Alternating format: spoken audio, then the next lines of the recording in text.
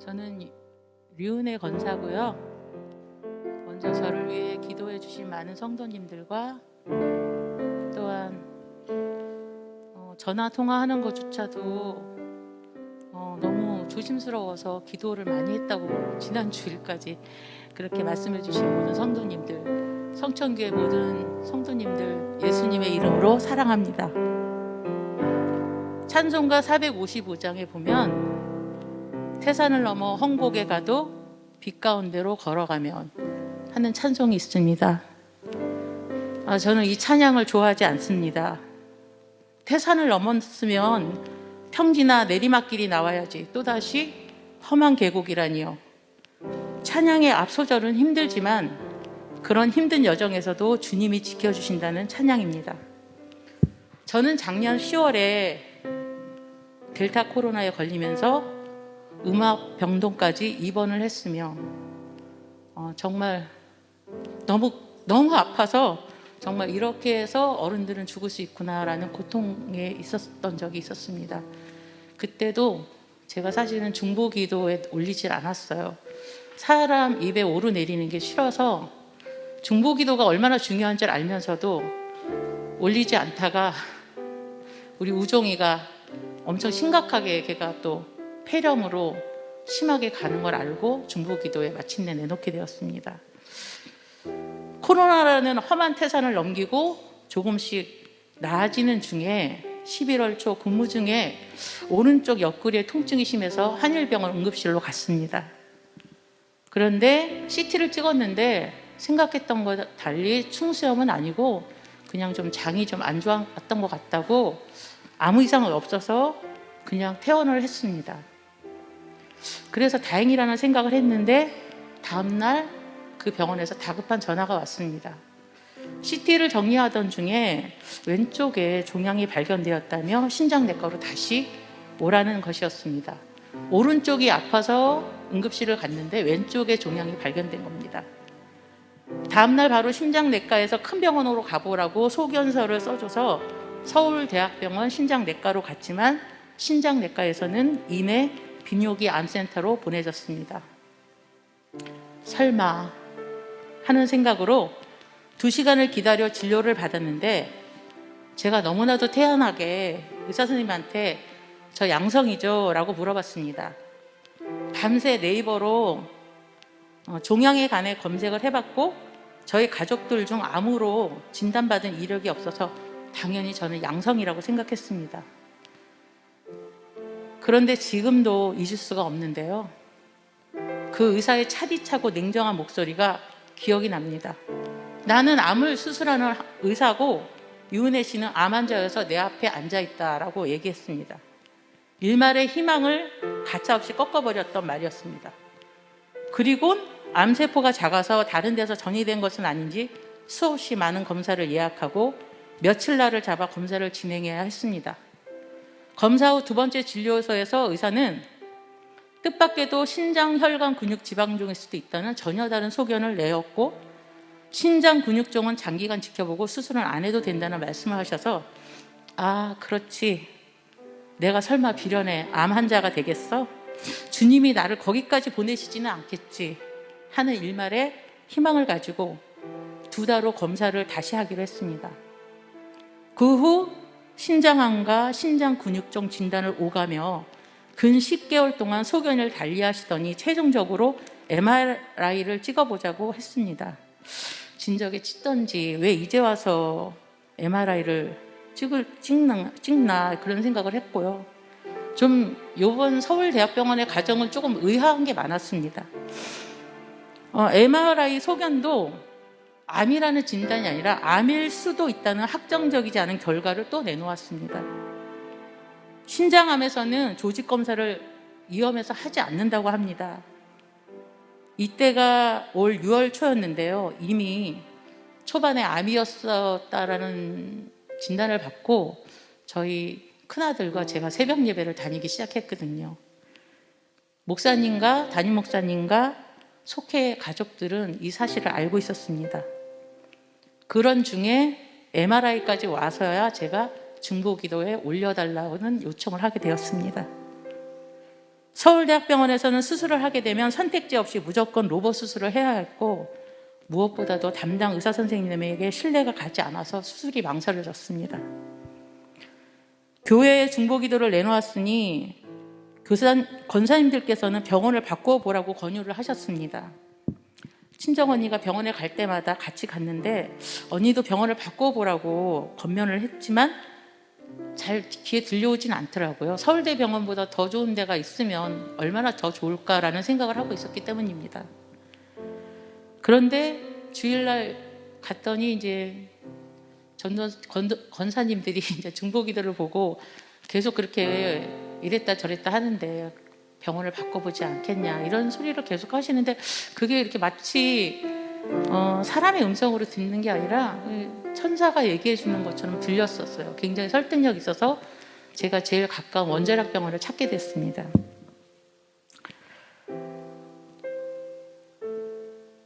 서울대학병원에서 했던 수많은 진료 자료를 복사해서 원자력병원으로 가보니 원자력 담당 의사는 처음 진료 보는 저에게 컴퓨터를 보여주면서 종양의 위치, 수술 방법, 원인 등 자세히 설명을 해주셨고, 암인지 근육종인지 헷갈릴 수 있는 사이즈라고 말씀하시며 석 달을 지켜보자고 했습니다. 제가 종양이 있는 거를 그때 처음 봤어요. 서울대병원에서 10개월을 다녔는데 안 보여줬어요. 원자력병원에서 처음으로 봤습니다. 제 그 종양이 어디에 있었는지. 그렇게 석 달이 조금 못 돼서 CT 검사를 하니까 신세포암으로 확정 진단을 해주셨고 수술 날짜도 잡았습니다. 암이 아니길 바랬지만 근 10개월을 끌었던 일이라 마음은 담담했어요. 그런데 눈에서 눈물이 지체없이 흐르더라고요. 그 진료실에서 얼마나 많이 울었는지 몰라요. 코로나라는 태산을 넘었는데 신장암이라는 산맥이 내 인생에 완전히 드러난 것입니다. 10편 40편의 다윗의 고백에 보면 나를 기가 막힐 웅덩이와 수렁에서 끌어올리시고 내 발을 반석 위에 두사 내 걸음을 견고하게 하셨도다. 이 기가 막힐 웅덩이와 수렁에서 주님은 내 발을 언제 견고하게 하시나? 나의 이 힘듦과 고난은 언제 끝나는 걸까? 말문이 막히고 내려놓음도 아니고 그렇다고 원망과 포기도 아닌 그 어떤 중간에 제 마음이 있었던 것 같습니다. 암으로 진단되니 하루빨리 수술에 우선이라 수술 날짜를 잡았는데 혈액 검사 중에 간 수치 및 다른 좋지 못한 결과로 인해서 수술이 지연될 수도 있다는 소개를 받았습니다. 그래서 다시 내과에서 진료를 받고 수술이 가능하다 못한다 하는 그 경계선에 딱 제가 있더라고요. 그래서 마침내 제가 그 암 사이즈가 커진 걸 알고 수술이 결정되었고, 이런 일련의 과정을 통해서 제 자신의 건강을 돌보지 못한 것도 후회가 되었습니다. 진실로 다시 너희에게 이르노니 너희 중에 두 사람이 땅에서 합심하여 무엇이든지 구하면 하늘에 계신 내 아버지께서 저희를 위하여 이루게 하시리라. 두세 사람이 내 이름으로 모인 곳에 나도 그들 중에 있느니라. 중보의 기도의 힘은 큽니다. 중보 기도는 내 자신이 아닌 타인에 대한 이타적인 마음으로 기도하기 때문에 저는 속해서 중보함으로 많은 어려운 문제들이 주님의 방법으로 해결되는 경험을 많이 보았습니다. 중보 기도에 내놓은 수술 날짜를 보고 주일날 성도님들의 응원과 위로의 말씀이 계셨고, 교회 학교 유초등부 아이들에게도 예쁜 글씨로 위로의 편지를 받았습니다. 거의 10개월을 끌었던 수술이어서인지 처음 1.2cm였던 종양은 2.5cm로 암세포는 자랐고, 현실적으로 지금 상황에 기도가 나와야 되는데 기도가 나오지 않더라고요. 너무 제가 무덤덤했고, 다만 마음에는 막연한 두려움이 있었던 것 같습니다. 9월 21일 아침 8시에 수술이 진행되었고 약 7시간이라는 긴 시간 동안 수술을 하게 되었습니다. 수술실에 들어가기 전에 우리 큰아들에게 혹시 다급한 기도가 필요하면 중보기도에 올리라는 얘기를 해두었는데, 수술 후에 열이 40도까지 올라가서 위급한 상황이 생겼습니다. 약과 주사를 처방했는데도 열이 떨어지지 않았고 열이 계속 오르면서 폐렴이 오면 위험한 상황이 될 수도 있다는 소견이 있었답니다. 현승이는 늦은 시간이지만 중보기도를 올렸고, 위급한 상황은 저는 중보기도의 덕택으로 열이 내렸다고 생각합니다. 코로나 후유증인지는 모르지만 수술할 때 인공호흡기를 다는데요, 저는 다른 사람들보다 폐가 많이 오그라들었다고 하더라고요. 어쩌면 코로나의 후유증이지 않았을까 그런 생각도 들고, 열이 쉽게 떨어지지 않은 이유도 그 때문이지 않았을까 생각이 듭니다. 야고보서 15장 말씀에 믿음의 기도는 병든 자를 구원하리니 주께서 그를 일으키시리라. 그러므로 너희 죄를 서로 고백하며 병이 낫기를 위하여 서로 기도하라. 의인의 간구는 역사하는 힘이 큽니다. 제가 성천교회 다닌 지 27년이 되었습니다. 아마 저를 알고 계셨던 모든 분들은 저를 위해 의인의 기도를 하셨다고 믿습니다. 스스로 3일 정도 지나서는 회복이 나날이 너무 좋아짐을 몸으로 느꼈고, 많은 분들의 기도가 저에게 새 힘이 주신다는 믿음이 들었습니다. 성천교회 성도 여러분, 저를 위한 기도로 저는 수술한 지 2달도 채 되지 않았습니다. 그럼에도 직장에는 1달 전부터 복귀했고, 주일에는 예배와 주일학교 교사로 직분을 잘 감당하고 있습니다. 이제 암에 걸려보니 재발이 참 무섭고 걱정이 됩니다. 그리고 그렇지만 담당 의사는 99%는 재발의 위험이 없고 수술도 잘 되었지만 3개월마다 추적 검사를 해야 된다고 말씀하셨습니다. 태산이 넘어 헝곡이 닥쳐올 수 있지만 목사님 설교에 신앙생활에서의 고난을 두려워하지 말고 믿음을 지켜 믿음의 진보로 나아가라는 말씀처럼 저 역시 기도의 중보자가 되어 기도가 필요한 곳에 하나님의 기적 같은 은혜의 손길로 나아지는 의인의 기도자가 될 수 있기를 소망하며 모든 것 감사드리며 그렇게 되기를 기도합니다. 감사합니다.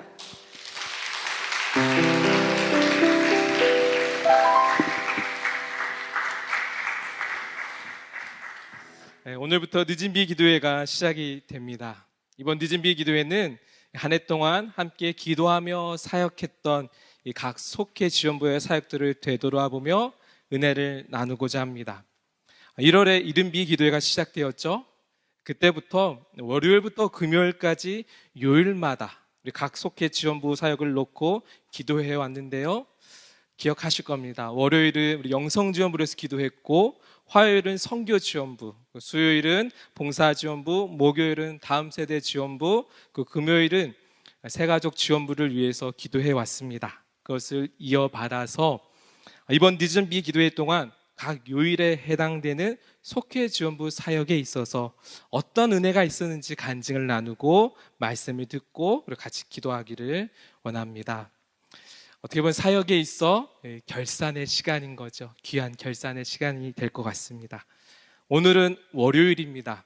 월요일은 영성지원부 사역을 함께 되돌아보는 시간인데요. 올해는 특별히 5월 달에 중보기도 학교를 진행했습니다. 산성교회 중보기도 담당 사역자들이 오셔서 강의를 해주셨고, 저희 교회 성도님들 약 60여 분이요 참석하셨습니다. 정말 뜨겁게 기도했습니다. 다시 생각해도 정말 뜨거웠습니다. 뜨겁게 기도의 불을 태웠고요, 그 하나님 앞에서 은혜 받는 귀한 시간이 되었습니다. 유인혜 권사님도 말씀하셨지만 저희 영성지원부를 생각하면 떠오르는 것이요, 바로 이 중보기도 팀입니다. 중보기도 단톡방에 몇 분이 계시냐면 한 59명 정도의 중보기도자들이 세워져 있습니다. 그래서 매주 수요일마다 기도 제목이 올라오면 같이 기도하지요. 그리고 24시간 언제든지 긴급한 기도 제목이 올라오면 아멘으로 화답하고 그 있는 자리에서 우리가 기도해 왔습니다. 많은 우리 환우분들과 우리 성도님들이요 중보기도의 힘을 경험하고 있습니다. 앞으로도 우리 영성지원부를 통해서 하나님이 어떤 일을 하실지가 참 기대가 되고 그리고 소망이 됩니다.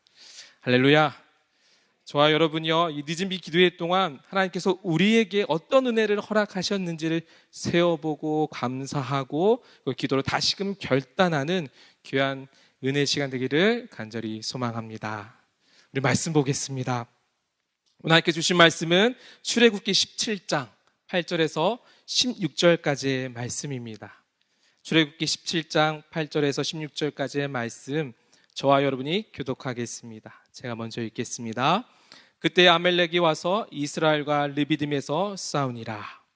모세가 여호수아에게 이르되 우리를 위하여 사람을 택하여 나가서 아말렉과 싸우라. 내일 내가 하나님의 지팡이를 손에 잡고 산 꼭대기에 서리라. 여호수아가 모세의 말대로 행하여 아말렉과 싸우고 모세와 아론과 훌은 산 꼭대기에 올라가서 모세가 손을 들면 이스라엘이 이리고 손을 내리면 아말렉이 이리더니 모세의 팔이 피곤함에 그들이 돌을 가져다가 모세 아래에 놓아 그가 그 위에 앉게 하고 아론과 훌이 한 사람은 이쪽에서 한 사람은 저쪽에서 모세의 손을 붙들어 올렸더니 그 손이 해가 지도록 내려오지 아니한지라. 여호수가 칼날로 그 백성을 쳐서 묻히니라. 여호와께서 모세에게 이르시되 이것을 책에 기록하여 기념하게 하고 여호수아의 귀에 외워 들리라. 내가 아말렉을 없이하여 천하에서 기억도 못하게 하리라. 모세가 제단을 쌓고 그 이름을 여호와 니시 같이 읽겠습니다. 이르되 여호와께서 맹세하시기를 여호와가 아말렉과 더불어 대대로 싸우리라 하셨다 하였더라. 아멘. 우리가요, 우리의 마음을 고치고 하나님께 바르게 나아가면 나아갈수록 방해하는 것들이 있습니다. 우리의 마음을 하나님께 고정하고 은혜를 강구하면 강구할수록 어려움을 주는 것들이 있습니다. 우리의 마음에 의심을 주거나 상황들을 힘들게 하거나 주변 사람들 통해 문제를 일으키거나 두려움을 증폭시키거나 유혹이 크게 다가오기도 합니다. 그렇게 우리를 좌절시키고 그리고 하나님과 멀어지게 하려는 영적인 대적들이 있습니다. 우리는 이런 영적인 대적들의 공격에 맞서서 싸워야 합니다. 영적 전쟁을 벌여야 하는 것이죠. 신앙생활을 하면 할수록 깨닫게 되어지는 것이 있습니다. 우리가 정말 많은 부분에서 영적인 전쟁을 벌이고 있구나. 믿음을 지키기 위해 분별하기 위해 정말 많이 애써야 하는구나. 신앙생활 제대로 하는 것이 쉽지 않구나라는 것을 알게 되어집니다. 우리가 이런 상황에서요, 영적 전쟁이 무엇인지 정확하게 알 필요가 있습니다. 여러분, 영적 전쟁은요, 말 그대로 영적인 세력이 일으키는 전쟁입니다. 사람과 사람이 싸우더라도, 사람과 사람 사이에 갈등하더라도 영적으로 보면 그 뒤에 그것을 일으키고 조장하는 영적 세력이 있습니다. 그 영적 세력은 바로 악한 세력들입니다. 요한계시록 12장 7절에서 9절에서는요, 이 악한 세력에 대해서 이렇게 이야기합니다. 하늘에 전쟁이 있으니 미가엘과 그의 사자들이 용과 더불어 싸울세. 용과 그의 사자들도 싸우나 이기지 못하여 다시 하늘에서 그들이 있을 곳을 얻지 못한지라. 큰 용이 내쫓기니 옛뱀 곧 마귀라고도 하고 사탄이라고도 하며 온천하를 꿰는 자라. 그가 땅으로 내쫓기니 그의 사자들도 그와 함께 내쫓기니라. 그 악한 영이 마귀라고도 불리기도 하고 사탄이라고도 불린다고 합니다. 사실 사탄과 그의 추종하는 영들은요, 하늘에서 하나님과 대적했던 세력들입니다. 그들이 이기지 못하고 땅으로 내려왔습니다. 내려와서는 하나님의 사람을 영적으로 공격하고 있습니다. 하나님의 사람이요, 하나님을 떠나도록 만드는 거죠. 하나님의 자녀가 행복하지 못하도록, 성장하지 못하도록, 그 마음이 갈라지고 피폐해지고 무너지도록 그렇게 해서 하나님을 생각하지 못하게 하고 의심하고 떠나도록 만듭니다. 결국 하나님의 마음이 아프시도록 하는 것이 그들의 목적입니다. 사단의 계략입니다. 사단의 노림수이죠. 이렇게 영적 전쟁은 사탄이 하나님의 사람들로 하여금 무너지도록 공격하는 겁니다. 영적 전쟁은 사탄이 하나님의 사람들로 하여금 무너지도록 공격하는 것이 영적 전쟁입니다. 그럼 어떻게 공격할까요? 사람 속에 있는 이기심, 욕심, 탐심, 상처 같은 것들을 이용합니다. 사람을 이용해서요, 사람을 무너뜨리기도 합니다. 우리 안에요, 탐심과 욕심과 이기심 같은 죄성을 방치하면 우리 자신도요, 마귀에게 이용당할 수가 있습니다. 충분히 가능성이 있습니다. 무서운 이야기죠. 때로는요, 사람 안에 있는 약한 부분, 죄성을요, 공격해 무너뜨립니다. 권력, 명예, 물질, 쾌락 등을 이용하기도 합니다. 그렇게 해서 하나님의 사람이 하나님을 떠나도록 만드는 거죠. 하나님의 자녀가 행복하지 못하도록, 성장하지 못하도록, 그 마음이 갈라지고 피폐해지고 무너지도록 하는 것이지요. 사랑하는 성도님들, 저와 여러분이요, 이런 영적 공격 앞에서, 전쟁에서 어떻게 맞서서 싸울 수 있을까요? 영적 공격과 전쟁에서 하나님의 사람인 우리는 어떻게 해야 할까요? 여러분, 하나님의 사람인 우리가 영적 전쟁에서 할 수 있는 것은요, 딱 한 가지입니다. 바로 기도입니다. 기도하는 것입니다. 하나님께 기도하는 것입니다. 영적 전쟁이기에 다른 것을 할 수 없습니다. 해결할 수 있는 다른 수단과 방법이 없습니다. 우리가 이길 수 있는 유일한 길은 하나님께 기도하는 것밖에 없습니다. 만약 우리가 우리 힘으로 싸우려고 하면 백전백패를 당할 수밖에 없습니다. 가족에 있어서, 관계에 있어서 나를 공격하는 대상이요, 가족이나 친구, 가까운 성도일 때는요, 내 힘으로 해보겠다며 반응하기 시작할 때는요, 더욱더 부딪히게 되고 마음에 피가 흐르고 상처가 나고 아픔이 옵니다. 마귀가 좋아하는 것이지요. 유혹이 다가올 때요, 내가 이겨보겠다고 달려들면 달려들수록 어떻게 됩니까? 넘어갑니다. 마귀가 이기는 겁니다. 그래서 하나님의 사람이 대적하고 이길 수 있는 유일한 길은 기도밖에 없습니다. 그런데 사람들이 볼 때요, 이 기도하는 것이, 그렇게 하나님 앞에 나가 간구하는 것이 무력해 보일 수 있습니다. 때로는 우리 자신도요, 기도해야 하는 것을 알고 하나님께 기도하지만 눈에 보이지 않게, 하나님의 말씀이 눈에 보이지 않고 하나님의 응답이 더디 오는 것처럼 느껴질 때는요, 기도하고 하나님의 뜻을 구하는 것이 답답해 보이기도 합니다. 하지만 분명히 기억해야 할 것은 기도가 가장 강력한 무기라는 것이지요.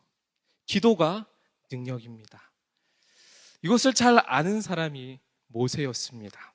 모세는 영적 전쟁이 무엇인지, 그 영적 전쟁을 이기기 위해서 어떻게 해야 하는지를요, 잘 알았습니다. 오늘 본 말씀에서 그것을 보여주고 있는데요, 애굽에서 가나안으로 가는 여정 중에 일어났던 아말렉과의 전투에서 영적 전쟁에 승리하는 방법을요, 잘 보여줍니다. 여러분, 이스라엘 백성들이 애굽에서 나왔습니다. 광야에서 만나와 메추라기 사건을 경험했습니다. 그리고 이동하다가 르비딤이라는 곳에 머물게 되었습니다. 백성들이 마실 물이 없자 아우성을 칩니다. 그래서 모세가 하나님께 기도하죠. 하나님의 명령을 따라 바위를 쳐서 물이 터져 나오게 합니다. 그때 아말렉 사람들이 몰려옵니다. 이들이 몰려오는 이유는요, 표면적으로 두 가지 이유가 있습니다. 하나는 자기들의 오아시스가 빼앗길까 봐 두려워 공격하러 나오는 것입니다. 두려움 때문에 공격합니다. 다른 하나는요, 욕심 때문에 공격합니다. 여러분, 아말렉은요, 유목민입니다. 주업은 목축이고 부업은 약탈입니다. 약탈에 있어 그들은 죄책감이 없습니다. 이들이 이스라엘을 공격하는 이유는 여인과 그리고 어린아이들을 잡아서 팔아먹기 위함입니다. 표면적으로 보면 민족을 지키기 위한 전투입니다. 하지만 다른 시선으로 보면 영적 전투입니다. 이스라엘은요, 르비딤에서 마신 물이 없자 영적으로 무너졌습니다. 백성들은 모세를 원망하고 대들었죠. 그것은 하나님께 불신앙한 것이었습니다. 사단은 이것을 놓치지 않고 이스라엘이 무너져 있을 때, 영적으로 무너져 있을 때 공격해 옵니다. 하나님과 더 멀어지게 하기 위해 공격하는 거죠. 어디가 약한지, 어떤 문제가 있는지를 알고 공격해 오는 겁니다. 이때 모세는 무엇을 할까요? 출애굽기 17장 9절 말씀 같이 읽어보겠습니다. 시작. 모세가 여호수아에게 이르되 우리를 위하여 사람들을 택하여 나가서 아말렉과 싸우라. 내일 내가 하나님의 지팡이를 손에 잡고 산 꼭대기에 서리라. 여호수아를 전쟁터에 내보내고 모세 자신은 하나님의 지팡이를 쥐고 산 위로 올라갑니다. 그러면 하나님의 지팡이는 하나님께서 모세에게 주신 권위와 능력의 상징입니다. 무엇입니까? 자신의 힘이 아닌 하나님을 의지하고서 산 위로 올라갑니다. 모세는 이 전쟁이 단순히 이 민족 간의 전쟁이 아니라 영적 전쟁인 걸 알았습니다. 모세가 산에 올라가서 무엇을 했을까요? 11절 말씀입니다. 모세가 손을 들면 이스라엘이 이기고 손을 내리면 아말렉이 이기더니. 여러분, 모세가 손을 들었습니다. 그리고 하나님을 바라보았습니다. 모세가 손을 내밀면 이스라엘이 이기고 내리면 아말렉이 이기는 겁니다. 여러분, 우리가 하나님을 바라보느냐에 따라 영적 전쟁에서 이기고 지는 겁니다. 기도가 제대로 올라가기 시작하면 영적 전쟁에서 이깁니다. 하지만 기도가 무너지기 시작하면 전쟁에서 지는 것입니다. 손을 올리고 있으면 당연히 팔이 아픕니다. 팔이 내려올 수밖에 없습니다. 인간의 한계입니다. 하지만 분명한 것은 팔이 내려오면 진다는 겁니다. 전쟁에서는 용납이 없습니다. 그렇기에 수단과 방법을 가리지 말고 판을 올려야 합니다. 기도의 팔을 올려야 합니다. 하나님께로 집중하고 달려가야 합니다. 지금 당장 우리 자신을 돌아보고 하나님 앞에 나아가지 않는다면 우리는 영적 전쟁에서 지게 되어 있습니다. 정신 차리지 않고 기도하지 않으면, 하나님께 시선을 돌리지 않는다면, 을에 넘어간다면 지게 되어 있습니다. 사단의 노림수에 패하게 되어지고 이용당하게 됩니다. 그렇기에 우리는 신앙생활을요, 전투적으로 해야 됩니다. 신앙생활은요, 고상하게 할 수 없습니다. 신앙생활은요, 울부짖어야 되고 전투적으로 해야 됩니다. 문제와 어려움, 실패 앞에서 하나님에 대한 의심이 들어오십니까? 하나님께서 나의 주님이심을, 나는 하나님의 자녀임을 선포해야 됩니다. 예수 그리스도께서 피 흘리셨음을 선포해야 합니다. 기도해야 하는데 몸이 아프거나 피곤하거나 바쁨이 밀려옵니까? 그러면 그 자리에서 무릎을 꿇어야 합니다. 막상 기도하는데 자꾸 딴 생각이 들고 졸리고 중언부언합니까? 목소리를 높여서 기도해야 합니다. 부르짖어야 합니다. 전투적으로 신앙생활을 해야 합니다. 왜일까요? 전쟁이니까 그렇습니다. 영적 전쟁이기에 그렇습니다. 목숨 걸고 나가야 하는 거죠. 그런데 여러분, 그거 아십니까? 전쟁에서요, 이 전투하는 자세보다 더 중요한 게 있습니다. 이것이 있어야지 끝까지 갈 수 있습니다. 그것은 바로 동역자입니다. 기도의 동역자입니다. 이스라엘과 아말렉의 싸움에서 모세가 손을 들고 기도하는데 양옆에 누가 있었습니까? 아론과 훌, 기도의 동역자리 있었습니다. 12절 말씀입니다. 모세의 팔이 피곤함에 그들이 돌을 가져다가 모세의 아래에 놓아 그가 그 위에 앉게 하고 아론과 훌이 한 사람은 이쪽에서 한 사람은 저쪽에서 모세의 손을 붙들어 올렸더니 그 손이 해가 지도록 내려오지 아니한지라. 분명 모세에게도요, 팔이 아프고 그만두고 싶고 이 정도면 됐지 뭐라는 생각이 분명히 밀려왔을 겁니다. 그런데 그 순간 동역자 아론과 훌이 모세를 앉히고 그 손이 내려오지 않도록 좌우에 서서 잡아주었습니다. 함께 했습니다. 동역했습니다. 어느 목사님이요, 저에게 이런 이야기를 들려주신 적이 있습니다. 자신의 이야기를 해주셨는데요, 자신이 가장 힘들었을 때, 삶의 희망조차 보이지 않았을 때, 잠을 청하는 것이 지옥 같았을 때 침대에서 기도하는데 하나님께서 환상을 보여주셨다고 합니다. 목사님 들어요, 아무것도 없는 거예요. 그 순간 하고 뒤로 넘어가는데 무언가 자기를 감싸주는 것이 느껴졌다고 합니다. 보니까 정말로 자기를 위해 기도해주는 기도의 동역자들이 아주 넘어지지 않도록, 아주 쓰러지지 않도록 감싸주었다는 거예요. 그것이 자기에게 큰 힘과 위로가 되었다고 저한테 이야기해 준 적이 있었습니다. 여러분, 가만히 생각해 보면 인생 자체가 전쟁이지 않습니까? 치열하게 살아왔고 치열하게 살아갑니다. 그 가운데 쓰러지기도 하고 넘어지기도 하고 달려가기도 하고 주저앉기도 합니다. 모두에게 인생의 골짜기는요, 참으로 깊습니다. 그런데 이 전쟁에서 앞으로 나아갈 수 있는 것은, 느리지만 계속해서 나아갈 수 있는 것은 함께 손을 부여잡고 기도해 주는 사람들이 있기에 가능한 것입니다. 우리에게 기도를 돕는 믿음의 동역자가 필요합니다. 기도로 함께 가는 믿음의 속회가요 필요합니다. 기도로 함께 교회를 세우는 선교회가 필요합니다. 또한 우리가 우리가 이 영적 전쟁에서 다른 누군가의 손을 잡고 함께 걸어가는 믿음의 동역자가 되어야 합니다. 저와 여러분요 그러기를 간절히 소망합니다. 우리 모두가 서로에게 함께 세워가는 기도의 동역자가 되기를요 간절히 원합니다. 자, 그렇다면 이 영적 전쟁에서 마지막으로 우리에게 무엇이 남겨져야 할까요? 이 영적 전쟁에서 믿는 우리에게 마지막으로 남아야 하는 것이 무엇이어야 할까요? 그것은요 승리입니다. 영적 전쟁에서 하나님의 자녀인 우리에게 패배가 아닌 승리가 있어야 합니다. 뒤로 물러서고 주춤거릴 수 있지만 결국은 승리해야 합니다. 아론과 훌이 모세의 양팔을 붙들고 모세가 간절히 기도하고 있을 때 결국 여호수아가 이끈 군대가 아말렉과 싸워 이깁니다. 그리고 모세가 이긴 그곳에서 제단을 쌓아 올립니다. 15절과 16절 말씀.